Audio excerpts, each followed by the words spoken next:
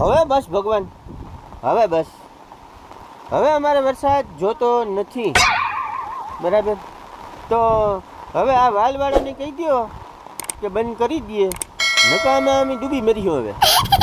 કારણ કે અમારા ખેતરમાં સેલ માથે સેલ આવે, માંડવી બધી વહી ગઈ પાણીમાં. તો હવે અમારાથી આ વરસાદ સહન થતો નથી. તો વહેલી તકે ભગવાનની મારી અરજી છે કે બંધ કરાવો, નકર મરી ગયા. બરાબર, મરી ગયા એ પાકું જ છે. માંડવી માથે પાણી ફરી ગયું, આ વાલ ખોળવા વાળો કોક હુવી રહ્યો એ પાકું જ છે. આ હમી હાંજનો હુવી રહ્યો, ભગવાન એને ઉઠાડો જઈને.